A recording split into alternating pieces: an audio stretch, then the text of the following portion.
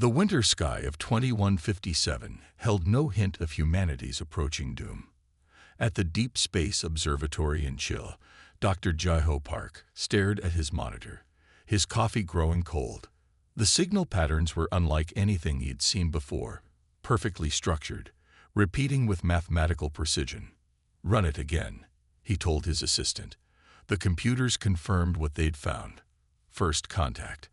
After decades of searching, humanity had finally detected intelligent life. Within days, the signal strengthened. Earth's most powerful radio telescopes picked up clear transmissions. The Galactic Empire had found Earth. Their first messages seemed peaceful, filled with promises of advanced technology and cultural exchange. Dr. Park led Earth's contact team, working tirelessly to establish proper communication protocols.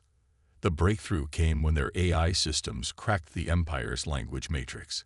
But the real shock came when the Empire's messages shifted from text to full holographic projections. High Commander Do Young's hologram towered 20 feet tall in the UN Assembly Hall. His humanoid form bore iridescent scales and 6-fingered hands.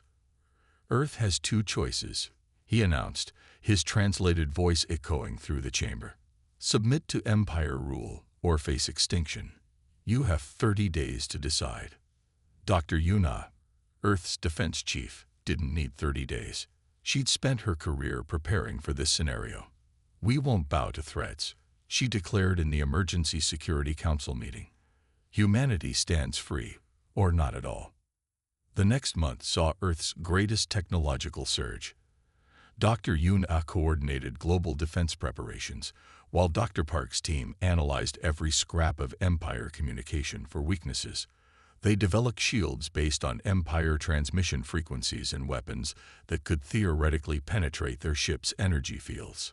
But they had severely underestimated the Empire's power. When the deadline passed, the attack began without warning. Massive ships emerged from hyperspace, their hulls absorbing Earth's most powerful weapons like raindrops. The first wave targeted military installations. The second eliminated power grids and communication networks. The third began systematic destruction of major cities. Billions died in the first hour. Dr. Hejin had predicted this outcome. In secret bunkers beneath the Himalayas, she'd prepared humanity's last hope. Experimental quantum ships capable of faster-than-light travel. While governments focused on defense, she gathered Earth's brightest minds and most diverse genetic stock. "We can't save everyone," she told the 10,000 chosen survivors as they boarded the ships. "But we will carry humanity's legacy, and one day we'll return." The quantum ship's launch coincided with the Empire's final assault. As Earth's atmosphere burned, the vessels slipped into untested quantum corridors. Dr. Hejin's calculations had to be perfect. One mistake would scatter their atoms across space. From the lead ship's viewport, Dr. Park watched his homeworld die. The Empire's weapons cracked Earth's crust, unleashing rivers of magma. Oceans boiled away into space. Within hours, humanity's cradle became a lifeless rock. The survivors could only watch through their quantum sensors as the Empire ships departed, satisfied with their work. In the ship's common area, Dr. Yuna gathered the shell-shocked refugees. "Remember this day," she told them, her voice steel hard. "Tell your children and their children. Earth died free, and someday humanity will return, not for revenge, but for justice." The quantum ships split up, each taking a different route into deep space. They carried Earth's knowledge, culture, and most importantly, its determination to survive. As they vanished into the quantum corridors, Dr. Hejin made the first entry in the ship's log: "Earth is dead, but humanity lives, and we have 500,000 years to prepare our return." The Empire thinks they've eliminated a primitive species. They don't realize they've created their own worst nightmare. Humans with nothing left to lose and everything to avenge. The ships disappeared into the darkness, carrying the seeds of the Empire's eventual destruction. The revenge of humanity would be served cold, 500,000 years cold. Taiwan stood at the observation deck of Colony Ship Alpha, watching the unfamiliar stars of Andromeda spin slowly past. 100 years had passed since Earth's destruction, and humanity had changed. His colony group had found a habitable planet they named New Sol, orbiting a stable yellow star. The atmosphere needed work, but they had planned for that. Massive atmospheric processors, designed by the colony's engineering team, slowly transformed the harsh environment into something humans could breathe. In the Triangulum galaxy, Schumann's group faced different challenges. Their chosen world, Hope Point, suffered from intense radiation storms. Instead of changing the planet, they changed themselves. Genetic modifications helped the colonists adapt to their new home. Their skin developed natural radiation resistance, and their bodies grew stronger in the high-gravity environment. Jinwu's contribution proved crucial to all 5 colonies' survival. His stealth technology didn't just hide them from sensors. It bent light, gravity, and electromagnetic emissions around entire planets. To passing Empire ships, the colony worlds appeared as lifeless rocks. Even their cities remained invisible under the stealth fields. The Empire thinks they ended humanity, Jinwu often said while training new engineers. Let them keep thinking that while we grow stronger. Song Yi's neural archives became the backbone of human culture, more than just data storage. These advanced systems let colonists experience Earth as it was. Children born on alien worlds could walk through pre-war Paris, smell cherry blossoms in Tokyo, or hear waves crashing on Brazilian beaches. The archives kept Earth's memory alive, turning grief into determination. Young Ho's AI systems evolved beyond their original programming. They helped manage the complex environmental systems keeping the colonists alive, predicted dangerous space weather, and assisted in scientific research. But their most important role was education, teaching new generations about humanity's history and preparing them for the future. Each colony developed its own strengths. Taiwan's people became masters of terraforming and planetary engineering. Sumin's colony led the way in human adaptation and biological enhancement. The other 3 colonies specialized in different areas: quantum physics, artificial intelligence, and space-time manipulation. They stayed connected through quantum entanglement communicators, sharing discoveries and maintaining unity despite the vast distances between them. Regular council meetings brought colony leaders together virtually to coordinate their long-term plans. We're not just surviving, Song Yi told the council during their centennial meeting. We're evolving. Each generation is stronger, smarter, more adapted to space. The Empire did us a favor. They forced us to become something greater. The colonies grew slowly but steadily. From the initial 10,000 survivors, their population reached 1 million by the end of the 1st century. Each child born on the colony worlds learned 3 things: the story of Earth's destruction, the importance of staying hidden, and the promise of eventual return. Young Ho's AI systems tracked Empire communications, gathering intelligence while maintaining perfect silence. They learned that the Empire, believing humanity extinct, had already forgotten Earth. Their arrogance would be their downfall. By the end of the 2nd century, the colonies had built vast underground cities. Their technology advanced in ways Earth's scientists could never have imagined. They developed ways to manipulate gravity, fold space, and transfer consciousness between bodies. But they kept all these advances hidden, protected by Jinwu's ever-improving stealth systems. Patience. Taiwan would remind the younger generations who grew restless for revenge. We have centuries to prepare. When we strike, it must be with absolute certainty. The silent centuries shaped humanity into something new. No longer bound by Earth's gravity or limited by natural evolution, they became a species of their own making. They carried the memory of Earth in their neural archives, the dream of revenge in their hearts, and the power of their new technologies in their hands. As their 3rd century in exile began, Young Ho's AI systems calculated that the Empire had grown complacent, relying on technology that had barely advanced since Earth's destruction. Meanwhile, in their hidden colonies, Humanity was becoming something the Empire could never have anticipated. The silent centuries were far from silent. They rang with the sounds of preparation, innovation, and determination. Each passing year brought humanity closer to their ultimate goal, the day they would emerge from hiding and show the Empire their greatest mistake, leaving any humans alive at all. After 250,000 years, humanity had transformed beyond recognition.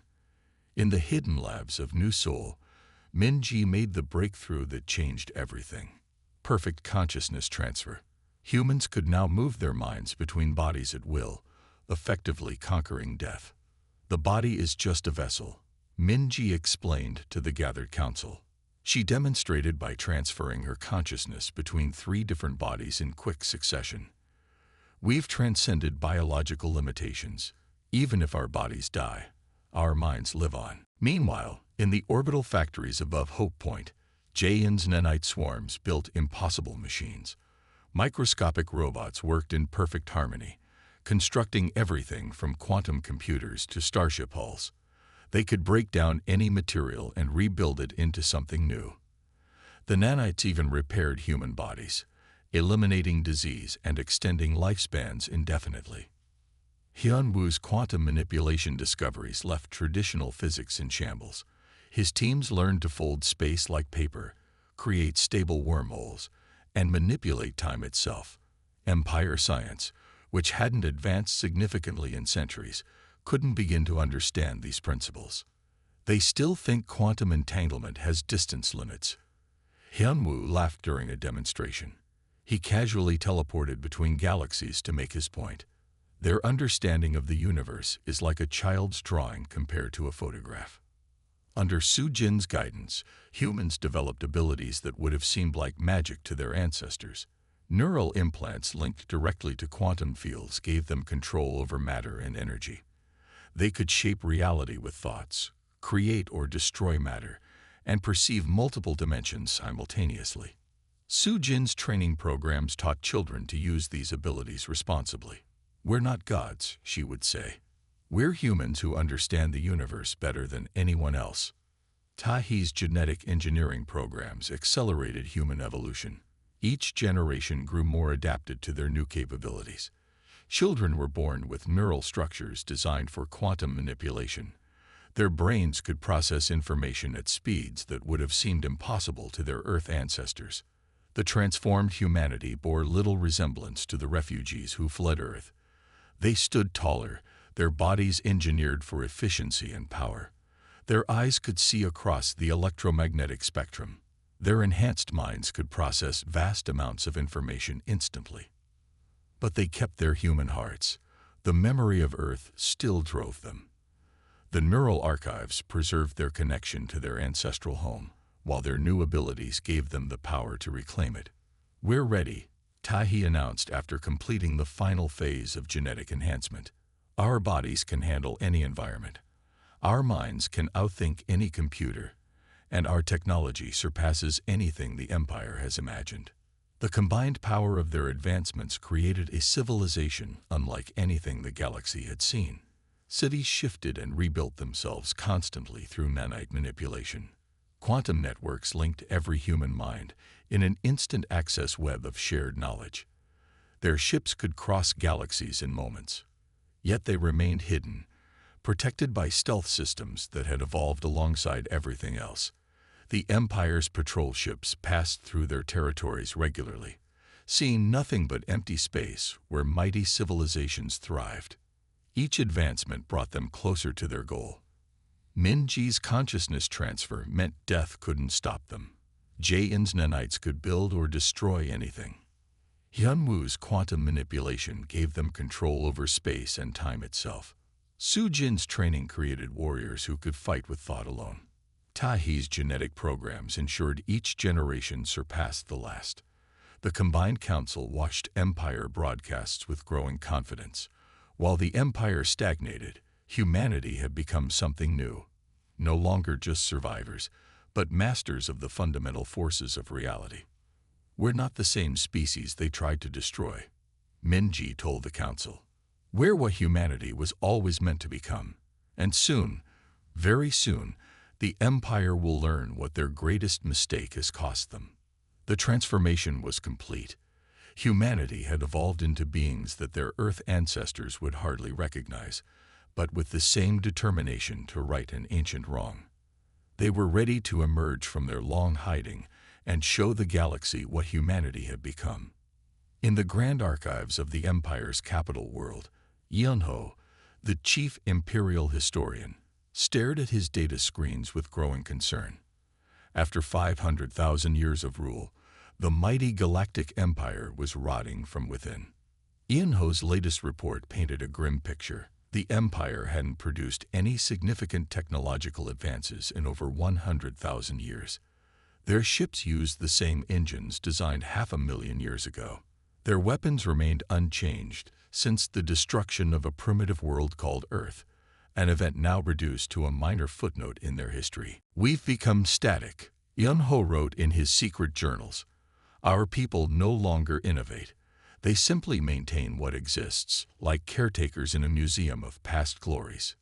The border systems felt the decline first. Governor Jai Yun of the Outer Rim watched her sectors struggle with aging infrastructure and outdated technology. When she requested resources for modernization, the imperial court sent bureaucrats instead of aid. "We can govern ourselves better than this dying empire," Jai Yun declared, raising the flag of independence. Her worlds, rich in resources but poor in imperial support, broke away. Governor Kyung-min's sectors followed shortly after. High Commander Sang-hoon, tasked with suppressing these rebellions, exemplified the empire's corruption. Instead of military action, he accepted bribes to look the other way. His officers sold military equipment to the highest bidders. Training standards dropped as combat positions were filled through favors rather than merit. Sung-hee, head of the Imperial Intelligence Network, tracked the spreading decay. Her agents reported growing unrest in 1,000 systems. The once mighty Imperial fleet now struggled to maintain basic patrols. Many ships sat in orbit, their crews untrained, their weapons unmaintained.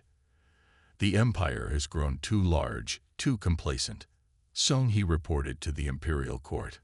"We have no external enemies to keep us sharp, no challenges to drive innovation." The court ignored her warnings, too busy with their luxury and political games. The Empire's currency began to weaken. Systems returned to local forms of trade. Imperial laws were enforced selectively, if at all. The grand ceremonies and displays of power continued in the capital, but they were hollow shows masking the reality of decline. Yunho documented it all. He saw how the Empire's own success had bred failure. They had conquered every known civilization, eliminated all apparent threats. Without competition or challenges, they had lost their drive to improve. The few voices calling for reform were silenced or ignored.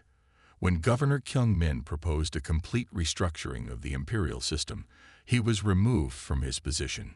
His replacement focused on collecting taxes while his sectors crumbled. High Commander Sang-hoon's corruption spread through the military like a virus. Training exercises were replaced by parades. Combat skills gave way to ceremonial drilling. The proud imperial fleet became a collection of floating monuments to past glory. Sung-hee's intelligence networks brought more disturbing news.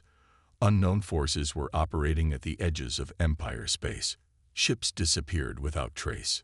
Entire outposts went dark. But the imperial court dismissed these reports, too focused on their internal power struggles. "History teaches us that all empires fall," Yunho wrote in his final report. "But I fear ours will not go down in glorious battle or noble sacrifice. We will simply fade away, too weak and corrupted to even recognize our own end approaching." What none of them knew, not Yunho with his historical records, not Sung-hee with her spy networks, not even the corrupt High Commander Sang-hoon, was that humanity's descendants watched and waited. The Empire's decline had been calculated, predicted, and quietly encouraged by beings they thought they had destroyed 500,000 years ago. The stage was set. The Empire had become exactly what humanity had planned: weak, divided, and blind to real threats. Their revenge would not come against the strong empire that had destroyed Earth, but against the decaying remnant it had become, and none of them saw it coming. Jinnah stood in the command center of humanity's hidden capital, surrounded by holographic displays showing 100 star systems. 500 millennia of waiting were about to end. She gave the signal that would start humanity's revenge. Operation Genesis begins now, she announced. Her words traveled instantly through quantum networks to billions of evolved humans across 3 galaxies. Remember Earth. The first strike hit the Empire's largest shipyard in the Centaurus sector. Dahyun's fleet appeared from quantum space, their ships unlike anything the Empire had ever seen. The Imperial defenders didn't even have time to raise alarms before the Nanite swarms hit them. Target their command systems only, Dahyun ordered. No unnecessary casualties. His ships, controlled by thought alone, moved with impossible precision. The Imperial ships, their crews untrained and equipment outdated, didn't stand a chance. Se-Jin coordinated the simultaneous attacks across 100 systems. Her stealth fleets materialized from nowhere, striking critical infrastructure. Empire communication networks crashed. Power grids failed. Defense systems turned against their operators. The Empire's response was slow and confused. Their sensors couldn't lock onto the attacking ships. Their weapons passed harmlessly through quantum-shifted hulls. Their commanders, used to parades and ceremonies, had no real combat experience. Yunho's quantum armies walked through solid walls, appeared inside secured facilities, and disabled entire bases without firing a shot. Their enhanced bodies and minds made Imperial soldiers look like statues in comparison. Most surrendered without fighting, faced with forces they couldn't even comprehend. Min Seo's nanite swarms proved most devastating. Microscopic robots invaded Imperial technology, transforming mighty warships into floating hulks. Defense stations dissolved into clouds of reprogrammed nanites. Weapons crumbled in soldiers' hands. Keep civilian casualties at 0, Jinnah reminded her commanders. We're not here for revenge alone. We're here to liberate the galaxy from their stagnation. Empire citizens watched in awe as their mighty military collapsed in hours. Many celebrated, having suffered under Imperial corruption for generations. Others simply stood in shock as advanced beings beyond their understanding took control with surgical precision. The Empire's leaders, secure in their palace on the capital world, couldn't understand what was happening. Their reports showed simultaneous attacks everywhere, but their attackers seemed to appear and disappear at will. Their finest weapons had no effect. Their strongest defenses meant nothing. They move like gods, one Imperial commander reported before his flagship transformed into a cloud of nanites. We can't fight them. We can't even touch them. Jinnah watched the operation unfold exactly as planned. Humanity had evolved far beyond the beings who had destroyed Earth. Their bodies were engineered perfection. Their minds controlled quantum forces. Their technology broke the laws of physics as the Empire understood them. Within one standard day, the Empire lost control of its outer regions. By the second day, its core worlds were isolated. On the third day, Jinnah's forces surrounded the capital itself. The Empire never recognized their attackers. They never connected these godlike beings to the primitive species they had destroyed so long ago. That revelation would come later, when humanity was ready to explain why they had returned. The Empire is finished, Se-Jin reported as the last Imperial fleet surrendered. They never understood what they were fighting. Just as they never understood what they created when they destroyed our home. Humanity's return was complete, not as refugees or victims, but as beings who had transcended their destroyers in every way. The Empire had forced humanity to evolve, to become something greater. Now they would guide the galaxy toward a better future, founded on the memory of Earth, and the determination to never allow such destruction again. Jinnah looked at the displays showing their victory. Now, she said, we can begin the real work of rebuilding the galaxy. The Empire's time is over. The age of humanity has begun. High Commander Hai-Jin sat in her secure bunker beneath the Imperial Palace, watching her empire crumble. 3 days of unstoppable attacks had shattered their power. But it was the message now playing on her screen that made her blood freeze. "We are the children of Earth," one bin's hologram announced across all Imperial channels. 500,000 years ago, your empire destroyed our homeworld. Today, we return. The truth hit Hai-Jin like a physical blow. Earth, a forgotten conquest, a minor footnote in Imperial history. But these beings, these evolved humans, had remembered, had waited, had transformed themselves into something beyond Imperial understanding. One bin's message continued playing throughout the former empire. "We've come not just for revenge, but for justice. Your empire stagnated. You stopped growing, stopped learning, stopped dreaming. We will help this galaxy live again." In the Sol system, Junho's forces approached the burnt-out husk that was once Earth. His quantum ships surrounded the dead world, while nanite swarms began their work. Slowly, impossibly, the planet's molten surface began to cool. Atmospheres started returning. Oceans reformed. "We can rebuild it," Junho told his crews. "Not as it was, but as a monument to what we've become." The nanites worked tirelessly, reshaping continents, seeding life, recreating the world their ancestors had lost. GA gathered representatives from every former imperial world in the Grand Hall of the capital. The new Galactic Council would be different, not built on conquest and submission, but on growth and mutual advancement. "The Empire kept you isolated, stagnant," she explained to the assembled delegates. "We'll share our knowledge, help you grow, not as conquerors, but as guides." Systems that had suffered under imperial corruption saw immediate changes. Evolved humans taught them to use nanite technology for manufacturing and repair. They shared basic quantum principles that revolutionized transportation and communication. But the most advanced human technologies remained secret. The galaxy would have to earn them.